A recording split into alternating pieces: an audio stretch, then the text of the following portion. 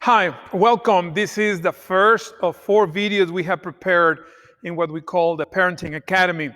The Parenting Academy serves the purpose of supporting the mission or the goal that we have for the Innovative Loom Company. We're going to talk about our company, our school here in a minute. But again, I want to first thank you. I want to give you thanks for investing time in watching this short video. Next week, we will publish or post the second one and then the third one and the fourth one. So our series, 4 videos, I hope that they will be of benefit for you as you strive to improve as a parent in these very demanding times. My name is Alex, and again, I want to welcome you. I want to start with a little introduction, tell you about our story. Maybe you already know our story, maybe you have come to the different activities that we have either at the school, the Innovative Loom Company, or maybe we have met in under other circumstances here in Norcross, Georgia. But let me just tell you about us, my family, myself. We have a unique perspective of the American culture because my wife and I, we came to Mexico. We came from Mexico to the U.S. back in 1995. We were born and raised in Mexico. Came to the U.S. in '95. We got married in 1994. I came to design software for a company in Houston, and many things happened. The original plan was to stay here only for 3 years, here in the States, only for 3 years. And here we are, 2020, many years later. We have gone through the whole process of immigration from having our visas, technology workers visa, all the way to becoming US citizens back in 2016, if I remember correctly. So our story has given us this unique perspective on the American culture, on how we do things here in the States, particularly how we raise children, how we get involved in society, how do we relate with other individuals. And this unique perspective has allowed us, my wife and I, to raise our children. We have 2 children. Our son, he's going to graduate from Georgia Tech this December of 2020 with a degree on computer science. And our daughter, this fall of 2020, she will begin her senior year at Paul Duke High School here in Norcross. After all these years, our son, he's going to be 23, our daughter is going to be 18. I can tell you that they are far from perfect. Our kids, they are not perfect, but both my wife and I are very happy with them. We are well pleased. We are, to some extent, I want to use the word satisfied. They have done very well, both of our kids. We do expect more from them. We still think that there are ways for them to improve, and we still want to parenting them. We want to raise them. We want to help them, even when technically both are going to be adults now. Well, our son for a while now, but our daughter. But still, my wife and I, we still want to invest in being parents to them. But the main point here is that we are satisfied to an extent. We are pleased with our kids. And at the very end, my goal, my desire for you through this series of videos is that you will also have a way to plan your parenting approach so that you may also say the same thing, that you are happy with your children, that you are satisfied to an extent, that you are well pleased with them. My wife and I started a business. We call it the Innovative Loom Company. It's a school of software design. We teach the fundamentals of software design, logic, and how to implement solutions using technology. We mainly serve adults, but we also have the desire to help um, younger students, high schoolers, middle schoolers. And because we have also a very unique approach to this business, is that we came up with the Parenting Academy. And let me explain. What we want our school to do is to help people to pursue knowledge, to get trained in technology, not for the sake of only improving professionally, but also to improve in their family life, in their community life. That's what we said, and you can check it at the beginning of the video. Um, Down on the first screen, you see the logo of the school, the Innovative Bloom Company, and our slogan for the enrichment of life, or pursuing and enriching life together. So what we want is to serve our community, not only for the sake of professional development or financial stability or improvement, but mainly that together we can have a life that is enriching, that it's a blessing, not only for us, but for everyone who is around us. And because of that, we want to help parents. We see parenting as one component of this idea of having an enriching life. So if you have taken any of our classes at the Innovative Bloom Company and you're a parent, this video is for you. Maybe you never taken a class with us, but still you're interested in improving as a parent. This video is for you, because we believe that's where the enriching of life begins, at the family. And also, as a way of introduction and telling you our story, let me tell you that what we're going to be discussing in these videos, it's not um, it's not absolute. These are not laws. These are not a sequence of steps that you must take in order to obtain results. These are principles that we want to share with you. These are ideas that we, over the years, we have try and find them useful, and we want to share those principles and ideas with you. You will have to implement them in a way that makes sense in your context. Um, and finally, let me just tell you, as I mentioned, my name is Alex. I'm blessed with being a pastor in a local church here in Norcross, Georgia.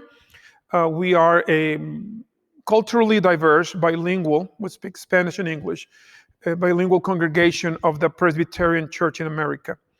The PCA, the Presbyterian Church in America, it's an Orthodox, conservative, Christian denomination. And I just want you to know that from the get-go. Of course, most of the ideas that you will hear here are informed by all of this that I just shared with you. This is our story, so that you may know. Now, let's talk a little bit about the purpose of parenting. Why do we what do we want to do as parents? And here we can have many different ideas, right? And it is important for us to agree, and it's important for you to know the direction that we're going with this series of videos. That's what you see here on the screen that says stop. And that stop implies or requires from you that you stop to think about what we are saying, that you really process, that you don't take this lightly, that you process what we are saying. And to have agreement, we need to know where we're going. So, what is the purpose of parenting? What is the purpose of being mothers and fathers? Well, the main purpose is to teach our children how to relate to authority the authority that we have as parents, to the authority that we delegate to teachers, or the authority that the civil magistrate, the civil authorities, like the police, police officers and others, do have over them, and us, over children and us. So how to relate to authority? basically is respect. We want to teach our children how to respect everyone, everyone in society. Here, the idea is that when we show our children, when we teach them how to relate to us, for instance, as parents, with respect, they will learn how to respect their teachers, police officers, others, and ultimately how to approach God. And for us in Christianity, that is a very important issue. We call this discipleship. So we're talking about how to disciple our children. And so the goal of parenting is to help these young human beings to develop this ability to relate to authority. And in other words, how to show respect. But not only that, that is the beginning. We want them also to grow in humility. We want them to have a good idea of who they are, who other individuals are, and the value that we all have, and how we should not think too highly of ourselves to the extreme of being looking down at others, to denigrate other individuals. So we want them, our kids, also to grow in humility, to practice or exercise compassion and generosity. So those are the four goals, or that is the goal, four different components of the ultimate desire that we have as parents. We want our kids to grow in how they respect individuals or each other, how they show respect, how they show humility, and how they practice generosity and compassion. So I'm going to ask you to think about this, to think about this purpose, because if we have a difference, then really the rest of the videos may not be very helpful. You may have a different idea, and I will respect that. Talking about respect, you may think that the goal of parenting is, I don't know, help kids to be millionaires or successful entrepreneurs, or I don't know. I really don't know what you may think the purpose of parenting is. But from here on, this is our goal. This is the direction that we're going. And I want you to know it. So I'm going to ask you to think about it. Of course, if you have any questions, I forgot to mention that if you have any questions, you can let me know. Maybe you have my contact information, or if you want to leave some comments, I'll try my best to answer those comments or those questions. So that is the purpose of parenting. Now, this parenting or being parent have a foundation, what we call the building blocks. And here on the screen, you can see we have 4 building blocks. And again, you see that stop at the bottom. You need to think about this. You need to really consider if you are in agreement or not with these 4 building blocks. The first one is this, that parenting will never end. You, until the day you are not longer here, you will be a parent to your children. There is no, I'm done. There's no, I hope it goes well with you. No. It is never ending on this life. There are some traditions, some ideas that when our children turn adults, we're done with them. You know, you're 18. Good luck with life. No, that is not really, that is not what we're called to do as parents. We're supposed to be parents all of our life. So as long as we're here on this earth, as long as we have the ability, we're going to be parents. That's the first building block. The second is this, that we parents are the most influential force in the life of our children.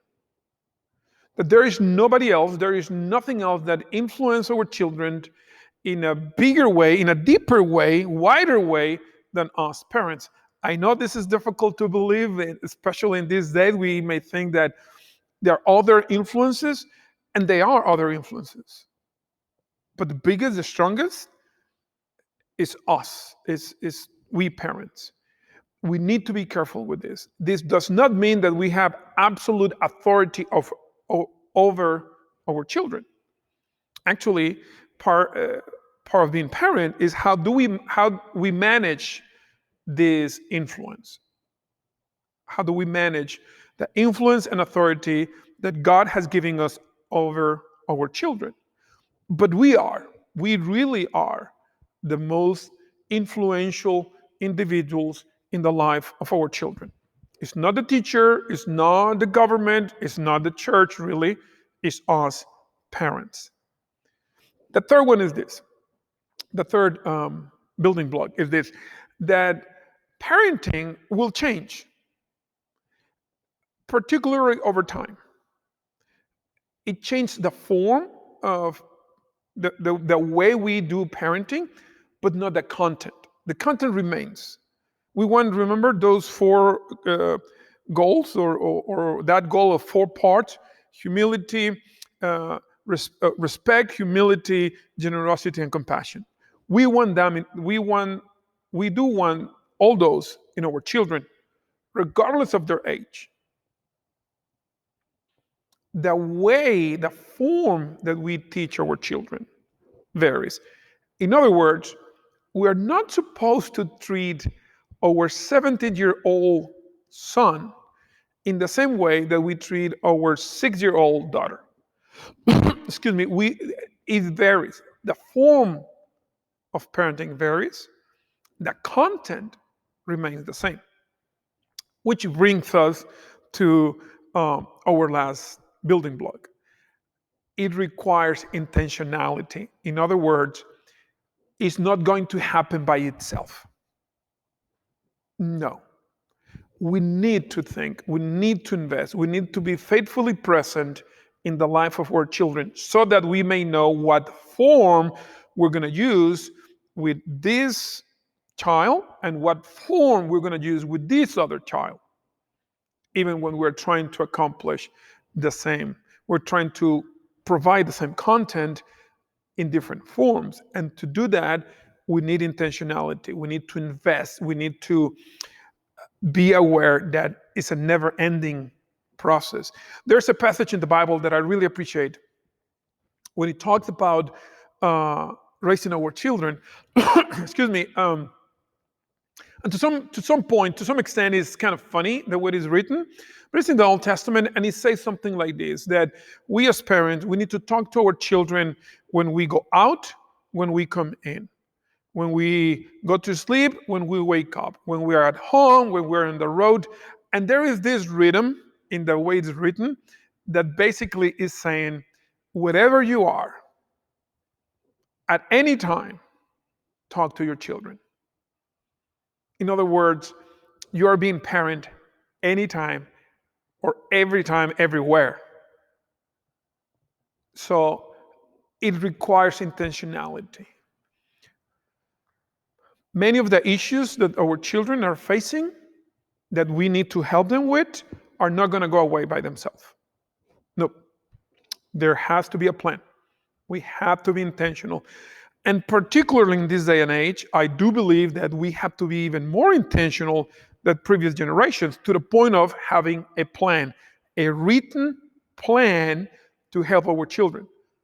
We are so busy, we are so many things happening that if we leave it if we take the casual approach, we're not going to make progress. And another thing, if we don't have a formal approach to parenting, we will get discouraged.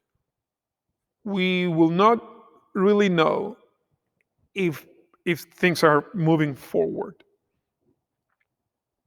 It's easy to get discouraged, I know, but it's easy to forget how much progress God has allowed us to make. So please, again, think about it. Think about the building blocks that we're talking. Again, if you agree or disagree, let me know. If you have any questions, please let me know. And to conclude, to close this first video, this introduction, this is your assignment. This is your first assignment, and you're going to need a place to write it down. I will recommend that you get a journal, that you get something to write on it, not just a loose piece of paper. but actually a little booklet or a journal where you can come back and read it.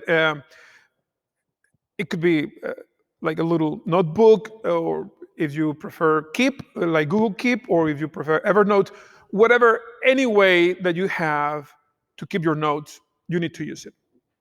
So your assignment has two parts, okay? The first is this, that you need to write down the 5 values of your family. What do you value? What do you really appreciate? Let me explain this. It doesn't mean that you do this perfectly. It means that this is something that you value tremendously. Okay? In our case at home, something that we value, if you know us, I'm sure you can guess the first value that we have. And one of the first value that we have, or one of the things that we value a lot at the Villasana household, is celebration. We love to celebrate. We are looking for excuses right and left to be together and have a good time, talking to one another. Um, this value of celebration translates into our desire, and we do it, we strive for this, to have lunch and dinner together every day, as much as possible. We value that time together. When we have lunch together, we normally sit at a table, and of course, we pray, we eat, we talk. Dinner is a little different. Dinner, we normally watch a movie or watch a show, and it creates conversations. We critique the show, we talk about it, or we just laugh, depending on what we're watching. But we value being together. We give it a special value. We like that special time together. So that's one of our values. They are different. There are other values that we have. Hard work, honesty, uh, worship. We value worship. We attend church Sunday mornings, uh, which is kind of expected from me, right? Since I'm the pastor. But we value when we travel, for instance, and when we go on vacation. We value worship on Sunday morning so much that we plan our route.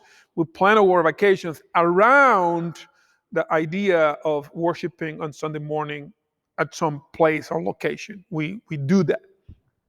So that's one of our values. So for you, write down the 5 things that you value the most as a family. Now, let me say this: if you're a single parent, of course, you do by yourself. If you have the blessing, if you have your spouse with you, this is a time for you guys to discuss things, to say, okay, so what is it that we value as a family. So write down 5, or the top 5.